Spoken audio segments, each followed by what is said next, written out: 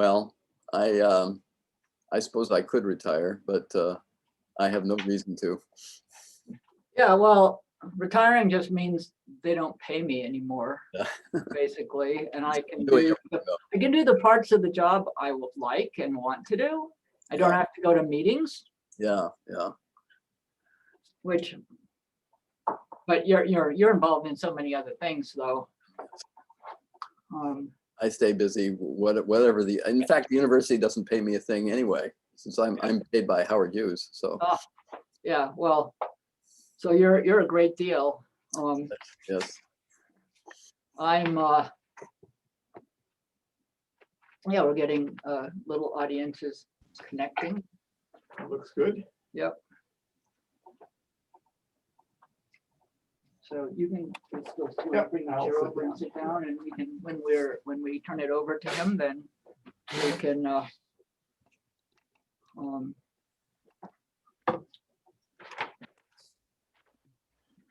Okay. Oh,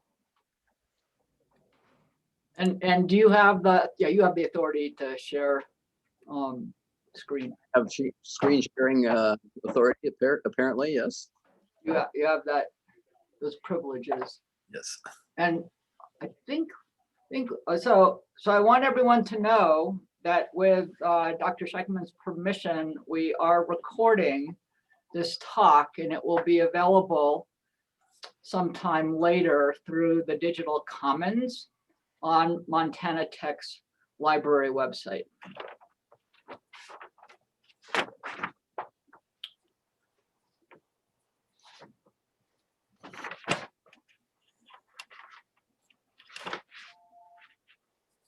We should graph the number of people connecting as the appointed hour gets closer.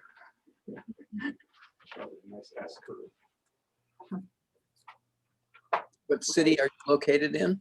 We're located in Butte at the, I don't know, have you been to Montana? Yeah, yeah. My colleague Bob Tejan has a ranch there. You know, he's one of these fly fishing guys.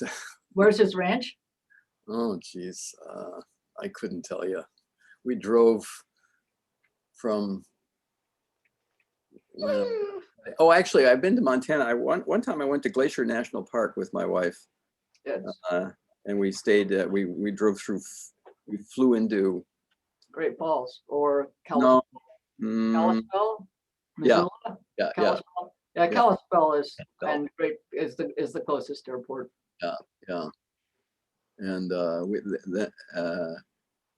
actually, I'm not sure we did that. What you know what we did? We drove all the way from home to Ashland, Oregon for the Shakespeare Festival, and then we drove all the way to Montana. We drove through Kalispell.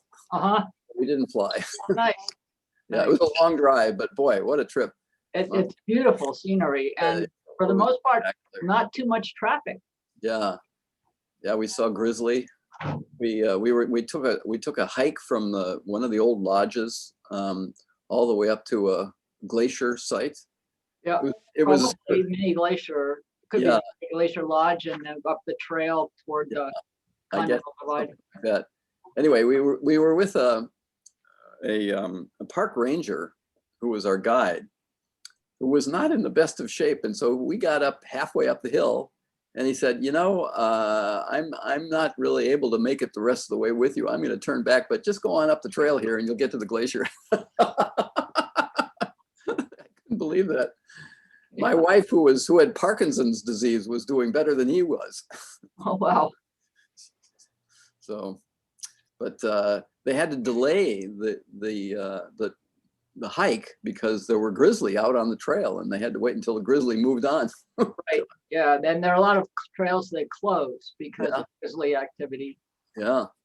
So it was exciting. It's not good when people tangle with grizzlies. You know, we had no interest in seeing grizzly up close and personal.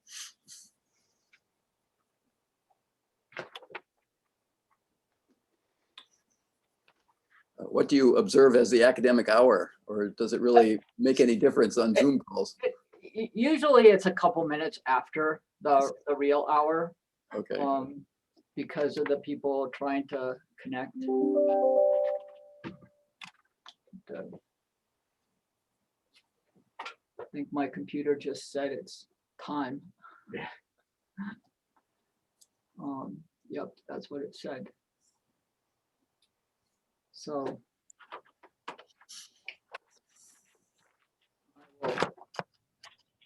I expect people will be joining over the next 5 minutes, but I can introduce you, and hopefully many more of them will have arrived before you start to talk. So, Okay. so thank you for joining us this afternoon, and welcome to the 7th talk in Montana Tech Spring 2021 All Zoom Public Lecture Series. I'm Beverly Karplus Hartline. I recently retired from being the Vice Chancellor for Research and the Dean of the Graduate School. I remain an emeritus professor, and it's my pleasure today to introduce our special speaker. Today's talk is co-sponsored by Montana's NIH-funded IMBRI project, which invests in building biomedical research capacity across the state. Thank you, Montana IMBRI. It's a great pleasure and an honor for me to introduce Dr. Randy Schekman and to welcome him virtually to Butte, Montana and Montana Technological University. We wish you could be here in person, Randy. Dr. Schekman earned his bachelor's in molecular sciences from the University of California, Los Angeles, and his PhD from Stanford, doing research on DNA replication.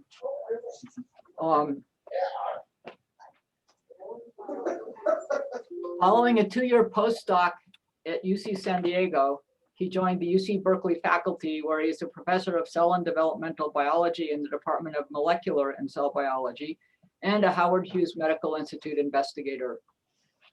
He has recently become the scientific director of the initiative Aligning Science Across Parkinson's, or ASAP. And I'd like to request that everyone on this Zoom, please mute your microphones. Dr. Schekman's major research interests include membrane assembly, vesicular transport, and membrane fusion among organelles of the secretory pathway. Basic principles that emerged from their past studies in yeast are being applied to studies of genetic diseases and protein transport, as well as the study of extracellular vesicles.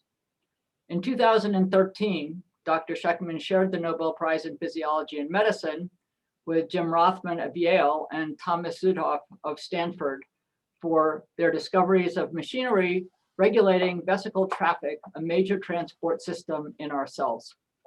Please join me in welcoming Dr. Schekman virtually to Montana Technological University to tell us about the best journey in the world, no, that's not the right talk. You're talking about Parkinson's research. I managed to get some, you're talking about Parkinson's research, and I'm gonna turn it over to you, and you can put your PowerPoint up there.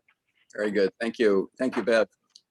It's a pleasure to be there virtually, even though I'm sure it would be much nicer if I were able to do so in person. But on the other hand, these Zoom meetings are so much easier to do and save so much travel and all of the gasoline that would be consumed by an airplane. So this is not such a bad substitute. In any case, I'm going to give you a review of the general area of membrane traffic and a little bit about what we did in my own lab, because as you'll see, the subject of membrane assembly is intimately linked to various diseases, and specifically, I'm going to tell you about that connection to the disease Parkinson's. As Bev said, I've been involved in developing a research program on Parkinson's, but more about that later. So let me share my screen and begin to tell you the story that I'd like to share with you. Oopsie, wrong slide. This is it. Okay. So I'm going to tell you about membrane traffic processes, but I'm going to start with just a little story about how I became interested in science. When I was young and growing up in Southern California, I had a toy microscope that was given to me by my parents, probably for my birthday. And I collected some dirty water from a local creek. Southern California, where we lived, was much less heavily lived in than it is now.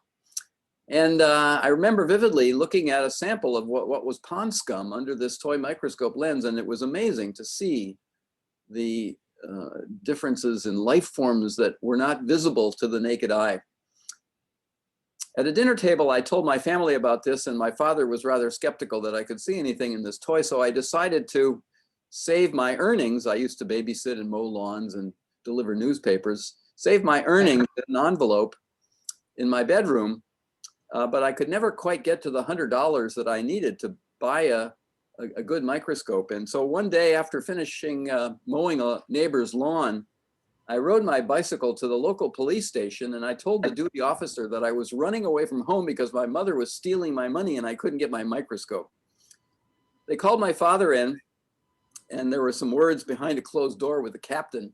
And my father came out looking rather severe, but I learned a valuable lesson that afternoon because we drove right to a pawn shop in Long Beach, near where we lived, and we bought this Bosch & Lomb student professional microscope for about $100. And it was my pride and joy through the rest of the time that I lived at home. And every year I organized a research science fair project around some theme using the microscope and primarily studying microorganisms.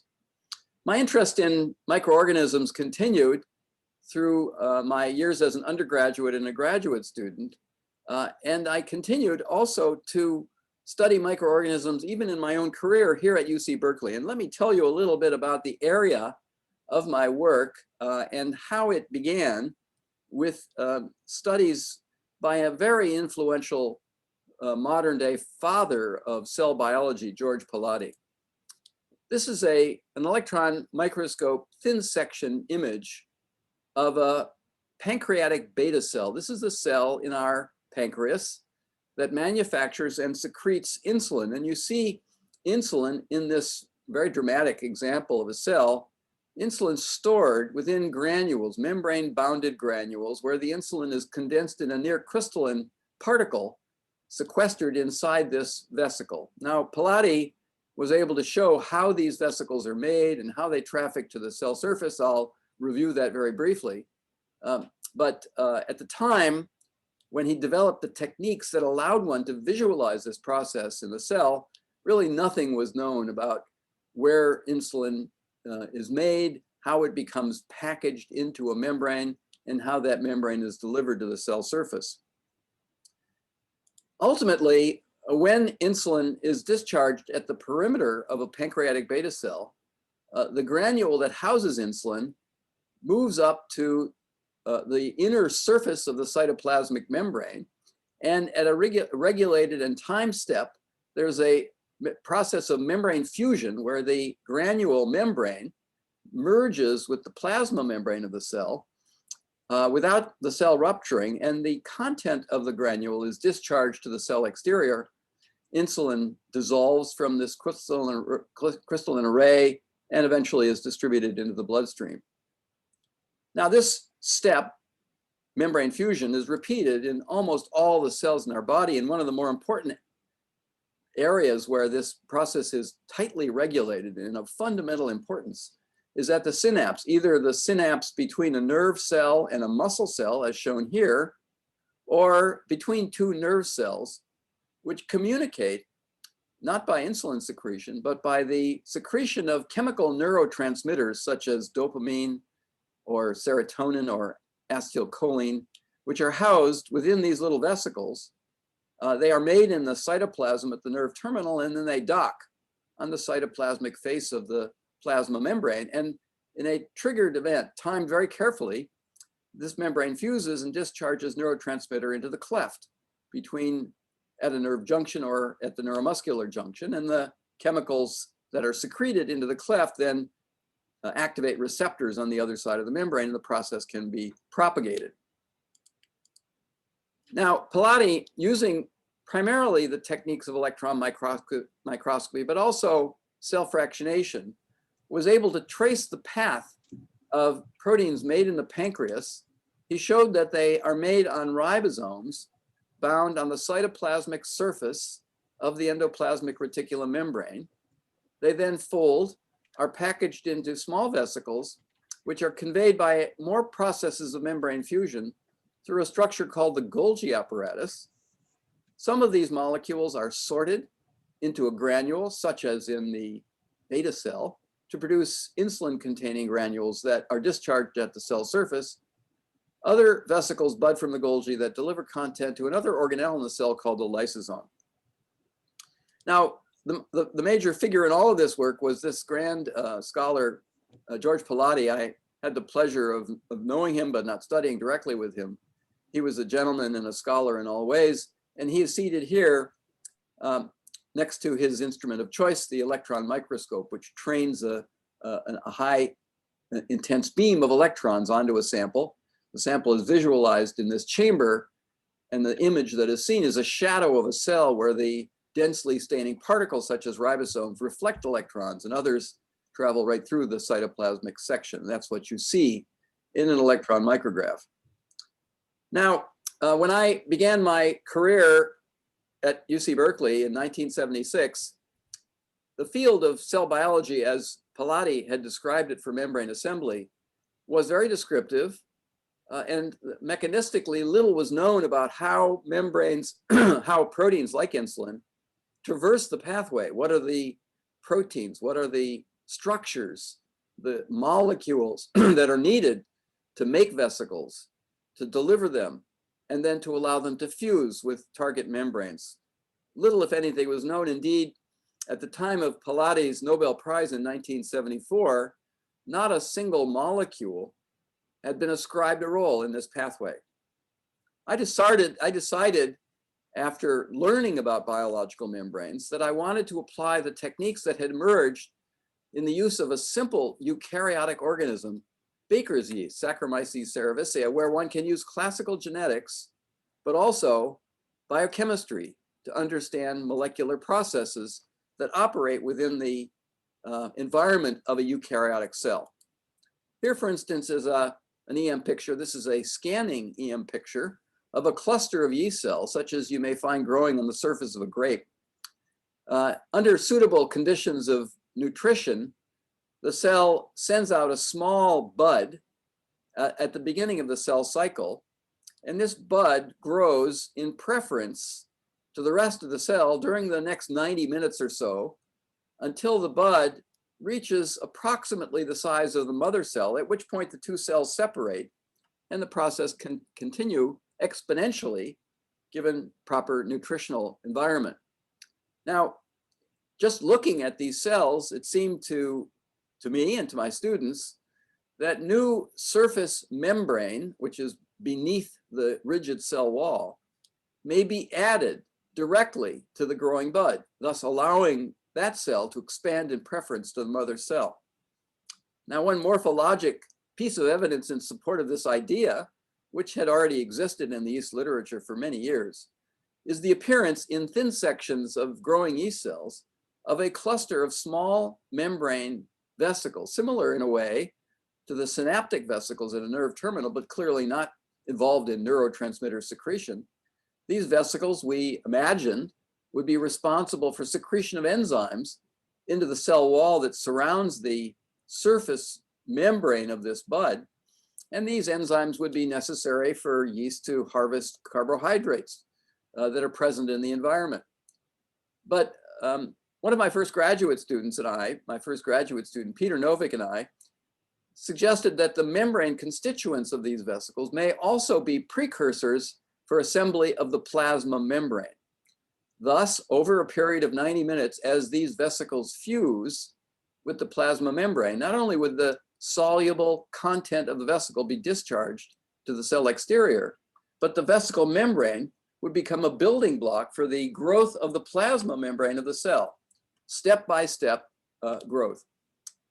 That simple prediction has a simple consequence, and that is any gene required for the production, movement, or fusion of this vesicle at the cell perimeter would be an essential gene. If you knock that gene out, the cell couldn't grow and divide.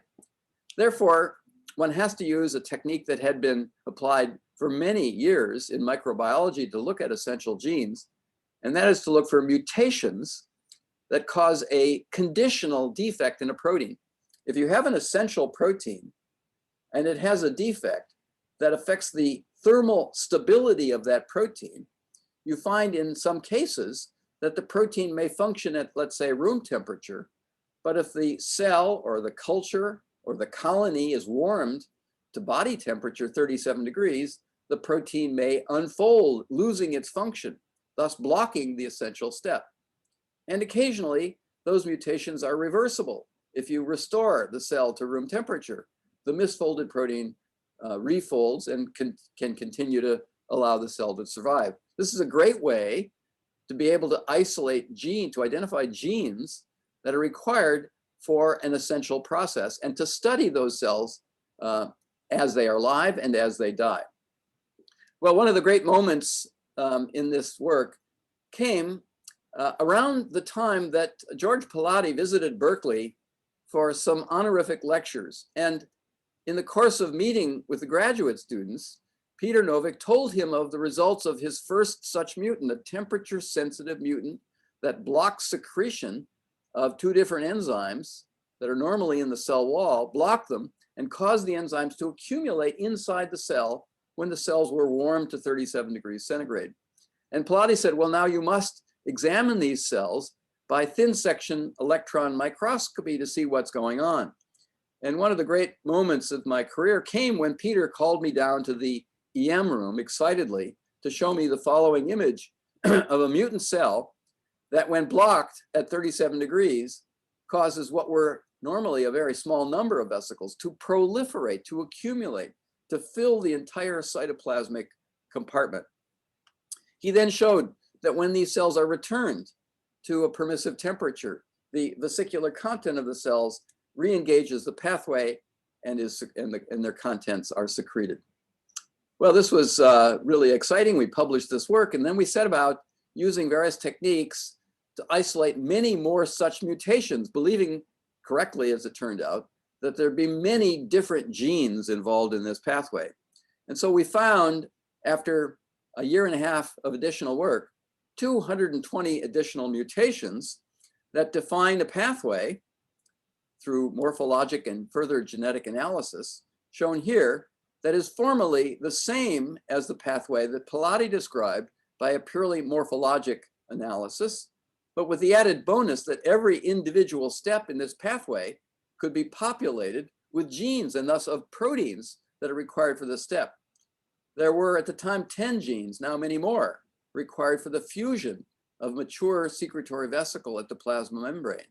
There were even more genes required for the formation of small vesicles that traverse this limb of the pathway. We found genes that encode the channel in the ER membrane through which secretory proteins must pass on their way into the pathway. And others, formerly of my lab, studied a pathway that leads to the diversion of content from the Golgi apparatus to the vacuole. Now, when we had these genes and the mutations, it became possible to do molecular cloning of the genes to try to discover what they may encode and to see if these genes had some similarity to known enzymes that were then already characterized. We found these genes, but unfortunately, very few of any of them showed any similarity to other known genes. They were pioneer genes doing novel functions. We then, in experiments that I don't have time to tell you, developed biochemical techniques that allowed us to isolate and characterize the gene products of these secretory genes. But even before then, we learned through subsequent sequencing of the human genome that the genes that we had discovered in yeast have their homologs in the human genome, and thus the pathways are fundamentally conserved over 2 billion years. These genes have preserved their function and continue to operate even in nerve cells. The very first gene that we identified, called SEC1, has a homolog, several homologs actually in the human genome, one of which is devoted to organizing the fusion of synaptic vesicles at a nerve terminal. Well, given this structural and likely functional homology, it became obvious to the biotechnology industry, just as it emerged here in the San Francisco Bay Area in the early 1980s, that yeast could be used as a surrogate vehicle for the production of clinically useful quantities of proteins. So I helped a local company, engineer into a yeast cell the gene for human insulin. And they found through additional engineering efforts that they were able to trick yeast cells into secreting copious quantities of human insulin into the growth medium. This growth medium could then be collected and used to purify recombinant human insulin. And now 1/3 of the world's supply of human recombinant insulin is made using the yeast secretory pathway. So a very gratifying outcome of what was always designed to be and continues to be a basic science effort. Now, whatever happened to that old microscope that was so important at the beginning of my career? Well, my life changed in 2013, and I actually met Bev in Stockholm, where on December 10th, I was awarded the Nobel Prize. But one of the more memorable aspects of the trip to Stockholm was several days after the announcement, I received an email from something called the Nobel Museum in Stockholm. And every year, they invite new laureates to send in some aspect of their scientific career that reflected the development of their discovery. Now, that old microscope of mine had been sitting in my parents' garage for many years. Fortunately, they saved this. They sent it up to me and my family. Neither of my children ever showed any interest in science, so the microscope collected dust lonely in a wine closet. I dusted it off and sent it to Stockholm. And if you go to the Nobel Museum, please look up my microscope where it's on display, including a caption in Swedish and in English describing how I had to run away from home to begin my career in science. Now, I'd like to turn my attention forward many years to a brand new initiative that I've undertaken to organize an international collaborative group of scientists focused on the basic science of Parkinson's disease. I became involved in this rather unfortunately through the illness of my wife, who suffered for 20 years with Parkinson's disease. Eventually, it took her life several years ago. And when she died, I was asked by a philanthropist to consider how one might organize a basic science effort coupled with the work of a prominent organization called the Michael J. Fox Foundation, which is a charitable organization that supports Parkinson's disease patients and clinical and some basic research. The philanthropist suggested that what really was missing in the 200 years since the first description of this disease was a mechanistic, molecular, or cellular appreciation of where the disease begins and how it progresses. That is, the brain is an enormously complicated puzzle.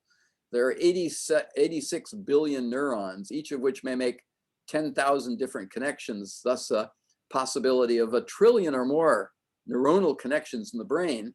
Some of them are engaged in the midbrain area, a region called the substantia nigra that is devoted to the production of the neurotransmitter dopamine, which is involved in decisions and executive function, but prominently involved in movement. Patients who present with Parkinson's, such as my wife did early on, often have some aspect of movement disorder. Sometimes they have a tremor, sometimes their gait is unusual, a shuffle. And it is because at that point, the disease, which had been progressing for years, finally reduces the number of dopaminergic neurons by about half to the point where there is a deficit in the midbrain. Where does this disease begin? That's the problem. How does it progress? We have very few ideas. It is a disease that is rampant around the world. There are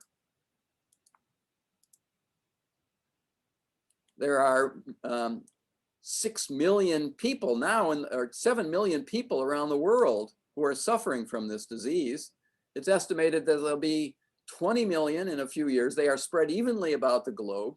It is, in fact, though it's second in prevalence to Alzheimer's disease, it is the most rapidly rising neurodegenerative disease.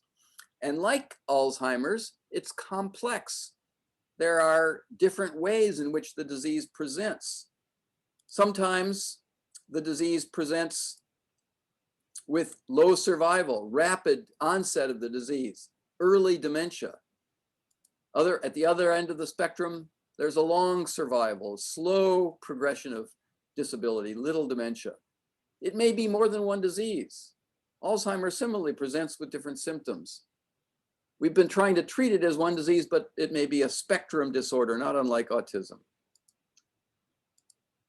Now, at the core, there are two aspects of the disease that are fairly common, but which can only be seen in the brains of patients who have succumbed to the illness. On the left is a section through a human brain of a patient who died for other reasons, highlighting a patch of cells in the midbrain corresponding to the structure I mentioned called the substantia nigra. These cells also produce a pigment called melanin, and thus they can be seen in standard histologic sections. In a patient who died from Parkinson's, these cells have now progressively died. They're nearly all gone, and that melanin staining is no longer seen. Unfortunately, this cannot be diagnosed in patients while they're still alive. About 100 years ago, a British physician named Dr. Louis found in sections of the brain looking at higher magnification that many of the cells in the substantia nigra of a patient who had died prematurely, many of these cells have inclusions that contain a protein called alpha-synuclein and other proteins and membranes that constitute a kind of aggregate, a very large aggregate. Now, interestingly, unfortunately, there are many different genetic forms of Parkinson's. I'll mention some of them. One of them is a mutation in the gene that encodes this protein alpha-synuclein. Another one is a triplication of that gene that results in the overproduction of this protein alpha-synuclein. Both of those seem to predispose to the formation of these Lewy bodies. Now, the Lewy bodies appear to spread within the brain, although again, you can't follow these things in real time. You can't follow them in living patients. They can only be diagnosed in biopsies, in autopsy material. But by some kind of, by a model suggested by Dr. Brock, there may be some progression of these Lewy bodies within the brain. They may originate in the brain stem at early stages of the disease, and they may progress elsewhere in the brain. They may cause the symptoms that often accompany early onset of the disease or early stages of the disease.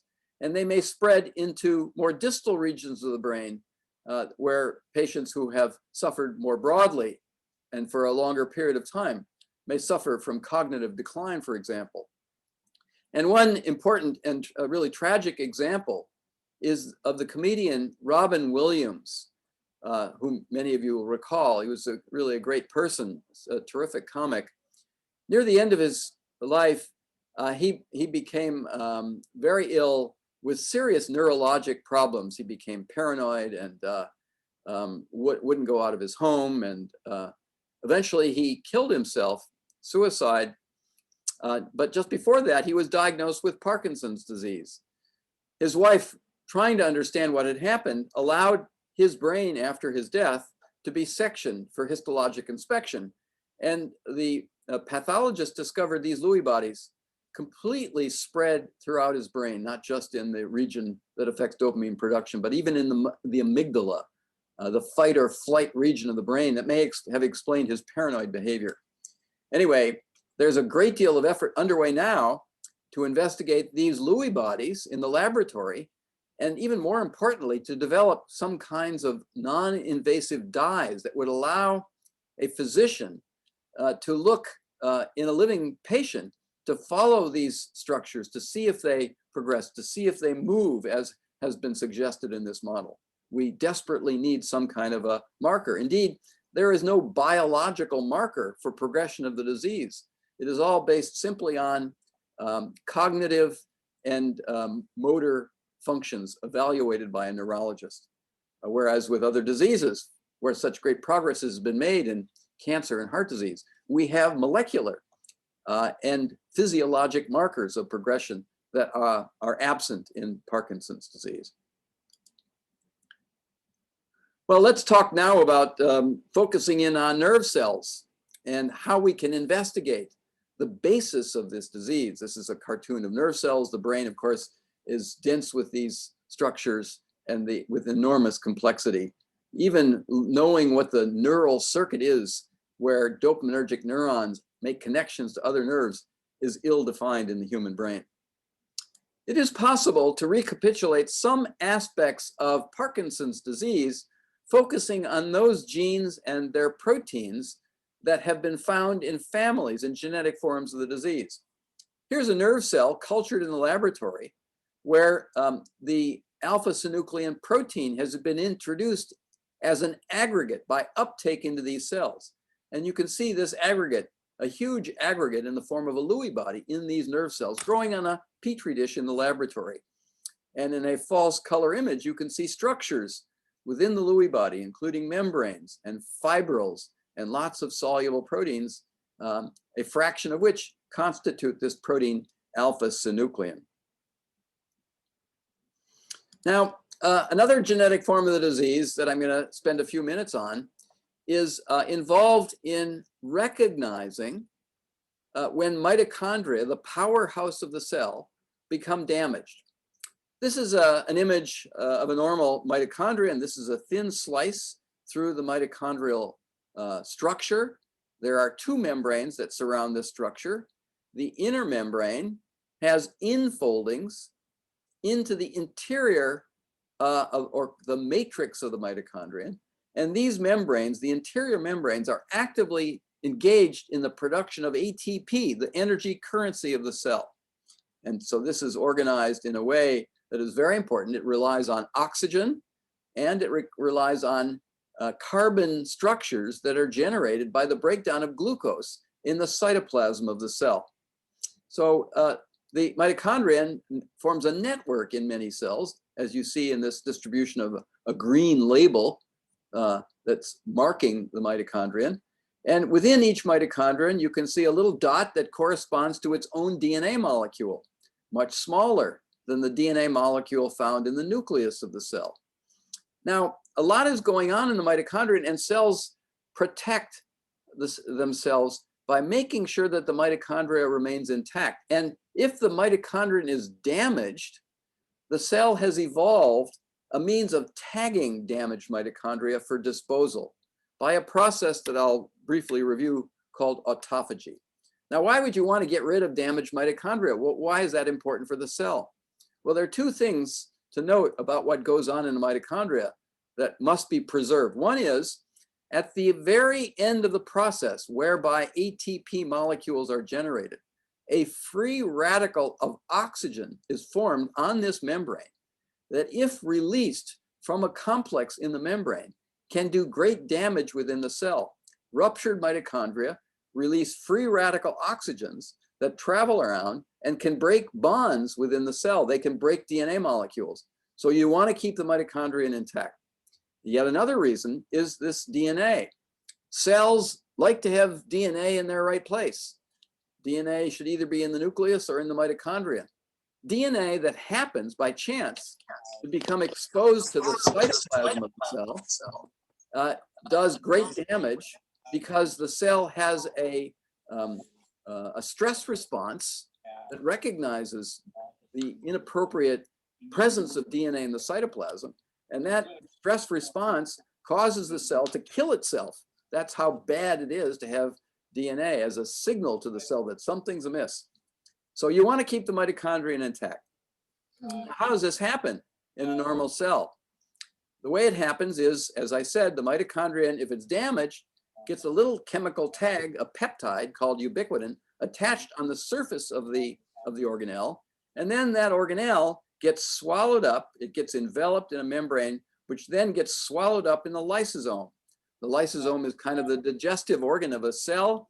It has enzymes that will break anything contained within it, including the mitochondrion. So this is a way that the cell has of getting rid of damaged mitochondria and leaving behind the normal functioning mitochondria. Now, what does this have to do with Parkinson's disease? Well, importantly, a number of teams, including a very prominent laboratory at the NIH led by Richard Ewell, have discovered that two genes are found in families with Parkinson's disease, and mutations in these genes cause a defect in the tagging of the surface of the mitochondrion. These two genes are called PINK1 and Parkin, and you needn't worry about how they work other than to say that when a mitochondrion is damaged, PINK1 and Parkin are mobilized, and they attach these little branched peptide chains, ubiquitin, on the surface of the mitochondrion. And this is kind of an address label, like a zip code for destruction, because the cell recognizing these tags then envelops the mitochondrion, swallows it up, and discharges it to the lysosome for destruction. Now, you can actually visualize this in real time. This is not a movie, but you can certainly go online and find these movies. Here's a normal cell growing well. If you look at the cell and you try to label it with an antibody against this protein Parkin, you find that Parkin is distributed all over the cell. It's not particularly localized. If you look for the position of this little tag called ubiquitin, under normal circumstances, you don't find much at all. Now, if you take these normal cells and you add a chemical that causes the mitochondrion to be damaged, suddenly you can see ubiquitin tagging this mitochondrial network, and you can also see co-localization of this protein Parkin to the damaged mitochondria. Eventually, with time, these damaged mitochondria simply disappear because they've swallowed up. Okay, now one other very important disease that I'm just going to summarize, a gene that I'm going to summarize for you because it's a rather involved story. There are 20 different genes I mentioned. Each one is a different story, and many investigators are looking at the basic science of these genes to try to figure out the processes that they affect, particularly when they're genetically mutant. One of the genes is called LRRK2. It's acronym LRRK2. It's an enzyme called a protein kinase that will take ATP and transfer a phosphate from ATP onto an amino acid side chain of a selected target protein. LRRK2 is fairly prominent among patients with the genetic form of the disease, and various teams, including one led by Andrew Singleton at the NIH and Dario Alessi, leading a team in Dundee, Scotland, have discovered some very interesting aspects of the LRRK2 kinase. First, mutations in the LRRK2 gene that are found in Parkinson patients. These mutations activate the kinase. Normally, when you're studying the kinase, it's active to begin with, but in this case, the LRRK2 kinase is a pretty slow, sluggish enzyme. But mutations in Parkinson patients cause this enzyme to become much more active, and thus it becomes much more attractive to phosphorylate other target proteins unnaturally. So what Dario Alessi did was, which a very recent discovery, is he showed in animals that the activated form of LRRK2, the hyperactive kinase, preferentially tags a family of proteins called RAB proteins, R-A-B. Now, it just so happens, and this is the connection to my earlier work, that my laboratory was the first to discover a RAB-like protein in yeast. It was the prototype. It was a gene called SEC4 that was characterized by Peter Novick independently when he was on the faculty at Yale. SEC4 is a RAB protein. It's a small protein that binds to GTP and uses GTP to govern its activity in directing a vesicle to a particular destination in the cell. Now, yeast is simple. It has just a small number of RABs. Human cells have several dozen RAB proteins, each of which marks a particular vesicle for targeting to a different destination. What Alessi, and now more recently Suzanne Pfeffer at Stanford, have discovered is that the activated LRRK2 phosphorylates a subset of Rab proteins, including one that's called Rab10.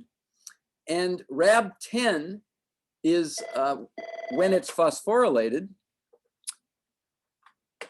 improperly causes the production of cilia that are on the surface of a cell that are responsible for signaling to not be formed. Now, in the normal course of events, cells, dopaminergic neurons that are making dopamine, interact with neighboring cells in a region of the brain called the striatum. Cholinergic neurons in the striatum make the neurotransmitter N-acetylglucosamine, but they also have these structures, primary cilia. And these cilia are necessary for a signaling pathway that is called hedgehog, and I don't have time to tell you about, that is responsible for communication between dopamine neurons and cholinergic neurons. When dopamine neurons are under stress, the hedgehog signaling pathway is turned on, and the cholinergic neurons produce a growth factor, a glial-derived neurotrophic factor, that nourishes the dopamine neurons and allows them to survive this stress. In LRRK2 mutants with Rab10 hyperphosphorylated, the cilia don't form.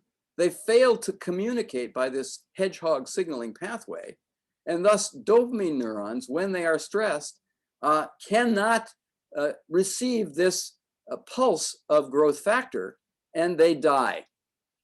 So this is the normal circumstance. In Parkinson's disease, the growth factor fails to be secreted and dopaminergic neurons die. So this is a very different pathway that ultimately leads to the death of the dopaminergic neuron. There may be many different ways that impinge on dopaminergic neurons. So how to figure this all out?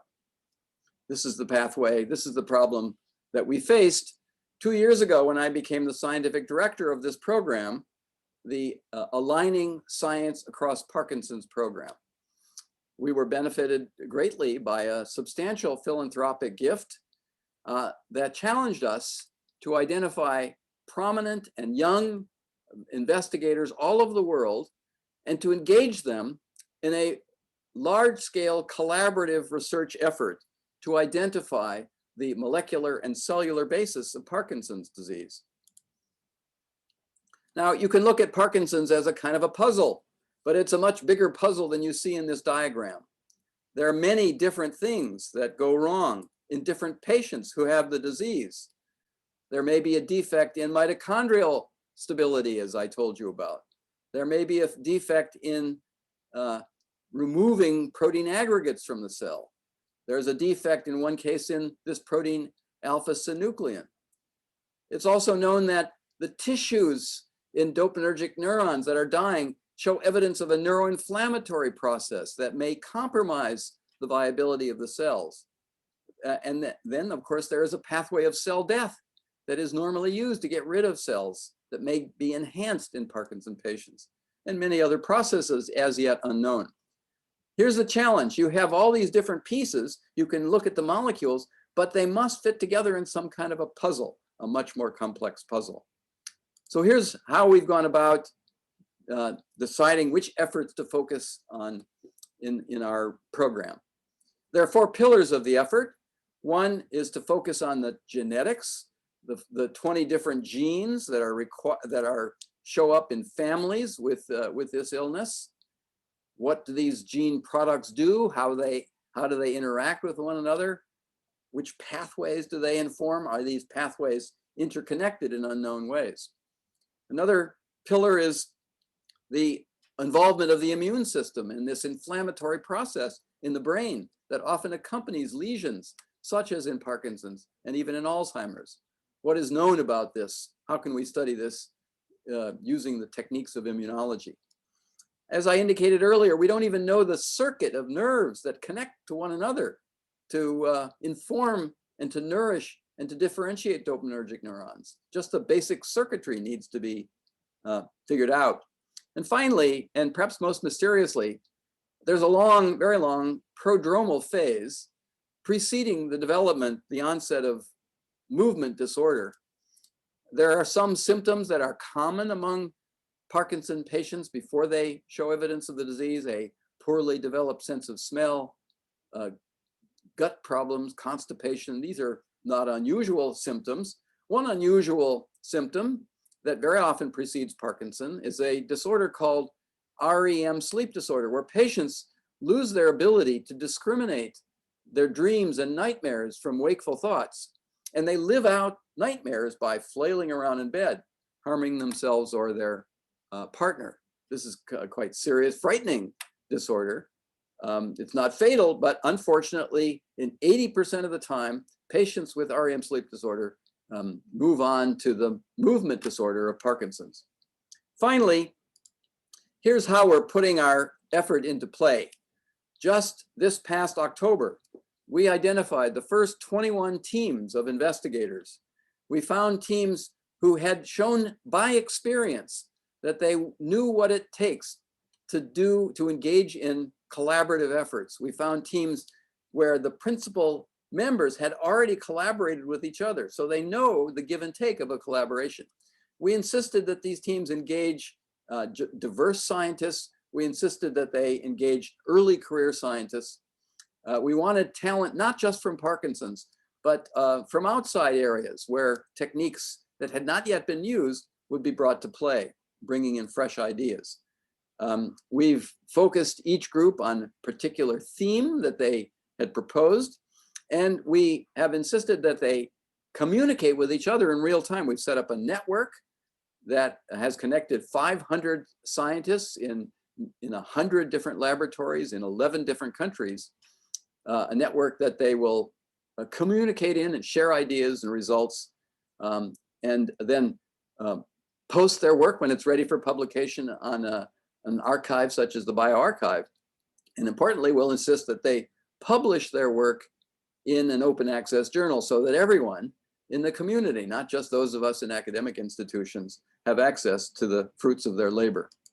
Well, let me end by thanking the members of my group who've been so patient as we continue to work on our own interests in cell biology, but as I also engage in these outside activities. This is the group a couple of years ago at our annual retreat. So I'd like to thank you now and stop sharing my screen and open the floor to any questions that you may have. So that was wonderful. Thank you. So I was going to ask a question.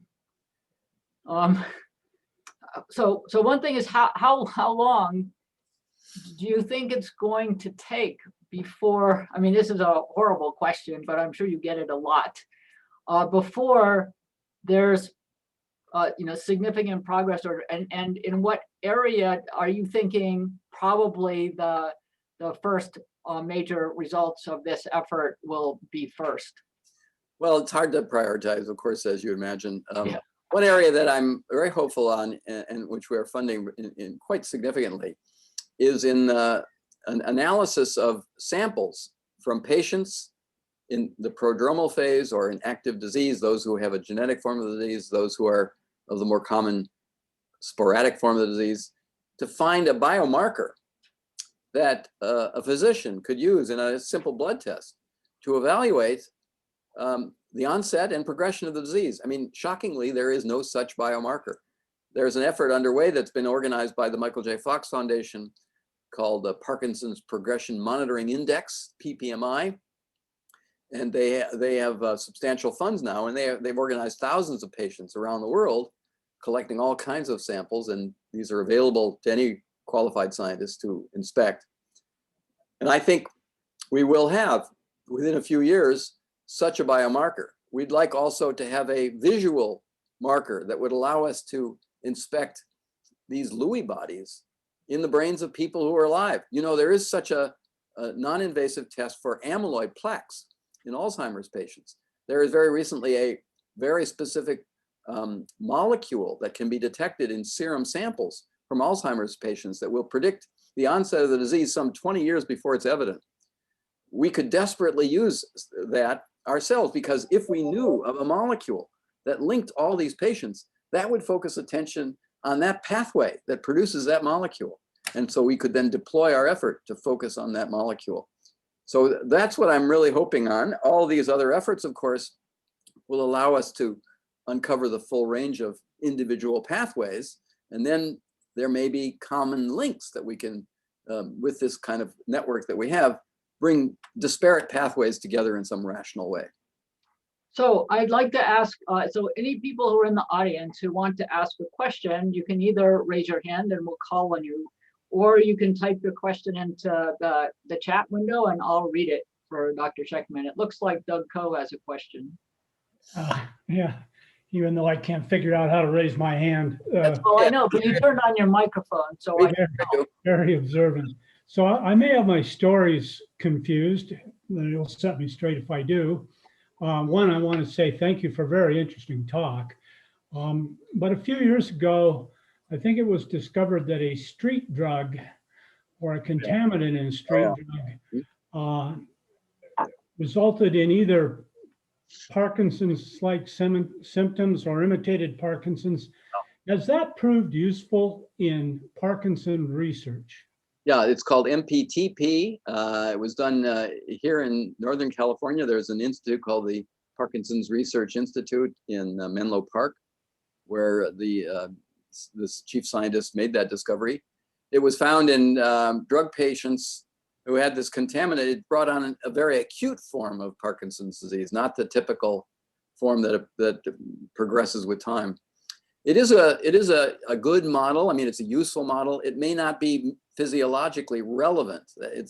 But you know, there could be some environmental insult that normally leads to the most common sporadic forms of the disease. People have used the MPTP treatment in animal models to look at drugs that may be useful in treating the disease. But it's viewed with some skepticism because it's a most acute onset form of the disease. And it basically, this toxin simply kills the dopaminergic neurons. It doesn't kill them for the same reasons that happen in the genetic form of the disease. Okay, thanks. Okay, actually, Madeline Gotkowitz has a very good question. I wonder if this is the Madeline Gotkowitz from the Gotkowitz family that I know. Hi, Randy. It is indeed. It's nice to see you. Hi. What a coincidence. So you ask, can I describe some of the benefits or unintended consequences of medical research funded or prioritized by private philanthropic interests, as opposed to being driven by the government? Well, that's a potent question, one that I've been asked before. Yeah, of course you can ask, is it right that a rich person can drive an effort in this way? This is an effort at basic science, though. There is no commerce involved in this decision. Indeed, we are not funding drug discovery. We are not funding clinical research. This is a purely basic science effort. The federal government spends more money on Parkinson's disease than we can in this effort, but it's not terribly well organized. It's individuals. That's fine. There will be great discoveries. But with the private philanthropic funds, we have a way of channeling resources that very quickly, that are directed, and that can be organized in ways that would be difficult or impossible at the federal level. But it's a fair question to ask, should we be allowing philanthropists to guide this effort? And if it were not for something that I felt so strongly about, I might agree with this. But in this case, I think the benefactor is enormously generous. And I won't say who it is, except to say that I've had trouble getting a meeting with him. He's so busy and quirky that he just can't be bothered. He basically signs the checks, and those of us involved in this process control everything. Thank you. So Madeline is the research director for the Montana Bureau of Mines and Geology, which is part of our campus now. Well, what you don't know, Bev, is that I used to babysit Madeline and her sisters when I grew up in that house where I had that microscope. When you were running away from home, huh? Yeah. Great. Anybody else have questions? Alicia, did you have a question? Nope, I've got the baby here. No questions. Okay. India. India. I have a question. So you had mentioned before about Parkinson's being kind of some of the preliminary symptoms, if you will, are gut related and things like that. And I know that there have been a few papers out about establishing a relationship between dementia and type 2 diabetes. And type 2 diabetes obviously has quite a few gut pieces as well. Do you think there's a relationship between type 2 diabetes and Parkinson's? That's a timely question, because we were just reviewing a proposal from someone who was asking us whether there was a connection between maternal obesity and onset of Parkinson's. They didn't make the connection to type 2 diabetes, but I did in the questioning about this grant. I'm not aware of any statistical correlation between type 2 diabetes and Parkinson's, but you're right. They may have a common nexus in the gut.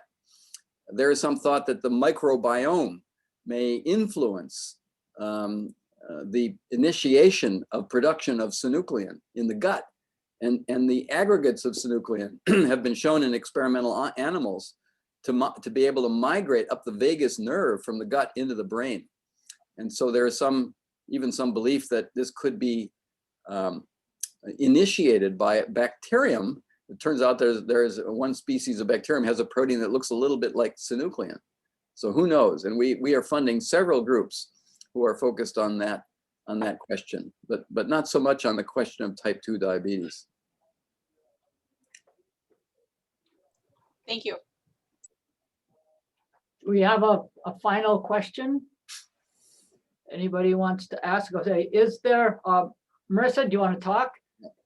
Is there a bona fide association with fertilizer use in Parkinson's disease among agricultural workers? Yeah, that's a fair question. There is an investigator, not part of our network, but an investigator at UCLA whom I met, who is looking at environmental insults that may predispose to Parkinson's. I'm not sure that it's ever been pinpointed to which particular environmental insult, fertilizer, for instance.